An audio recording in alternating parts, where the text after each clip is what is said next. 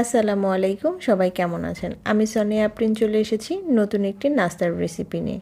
ঘরে থাকা ২টা উপকরণ দিয়েই ইয়াম্মি স্বাদের এই রেসিপিটা আপনারা ট্রাই করতে পারেন। ছোট্ট বাচ্চাদের স্কুলের টিফিনের জন্য এই নাস্তার রেসিপিটা পারফেক্ট। চলুন আমরা দেখে নিই। প্রথমে আমি একটা প্যান দিয়ে দিয়েছি। প্যানটা গরম হয়ে গেলে তার মধ্যে দিয়ে দিয়েছি পরিমাণ মতো তেল এবং অফ ক্যামেরায় আমি একটা ডিম ফেটিয়ে নিয়ে তার মধ্যে পেঁয়াজ এবং কাঁচামরিচ দিয়ে ভালোভাবে মেখে নিয়েছি। নর্মালিভাবে যেভাবে আমরা ডিম ভাজি করি সেভাবে। তারপরে ডিমটা আমি খুব ভালোভাবে ব্রেডের গায়ে মেখে দিয়েছি।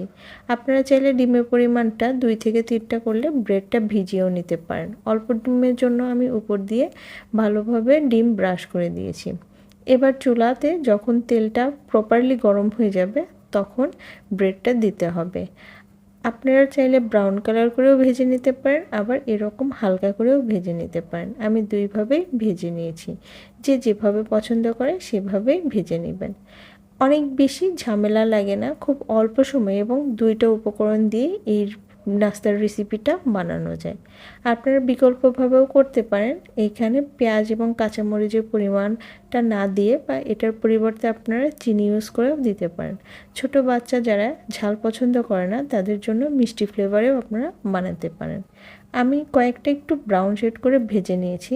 আমার একটু ব্রাউন কালার করে ভেজে খাইতে বেশি ভালো লাগে, সেই জন্য আমি এটা করেছি। বিকেলে চায়ের সাথে বা স্যুপের সাথে এটা একটা পারফেক্ট রেসিপি। আপনারা অবশ্যই বাসায় ট্রাই করবেন এবং দেখবেন ছোট বাচ্চারা বা বড়রা সবাই এটা খুব সুন্দর করে খেয়ে নেবে। আমি মোটামুটি 5 থেকে 7টার মতো ব্রেড ভেজে নিয়েছি। আমি সবসময় চেষ্টা করি খুবই অল্প সংখ্যক উপকরণ দিয়ে ইয়াম্মি স্বাদের সব নাস্তার রেসিপি আপনাদের সাথে শেয়ার করা। আপনারা যেভাবে আমাকে ভালোবাসেন এবং সাপোর্ট করেন, আমিও চেষ্টা করি আপনাদেরকে খুব অল্প সময়ের মধ্যে সহজ পদ্ধতিতে সব ধরনের নাস্তার রেসিপি দেখানো। আমি সবগুলো ব্রেড ভেজে নিয়েছি। এবার একটু ঠান্ডা হয়ে এটাকে কেটে নিব। আপনারা চাইলে এভাবেও খেতে পারেন। আমি ডেকোরেশনের জন্য একটু কেটে নিয়েছি। উপর দিয়ে অল্প একটু পরিমাণে টমেটো কেচাপ দিয়ে দিয়েছি। কেমন হয়েছে বিদায় নিলাম, জানাবেন। আল্লাহ হাফেজ, সালামু আলাইকুম।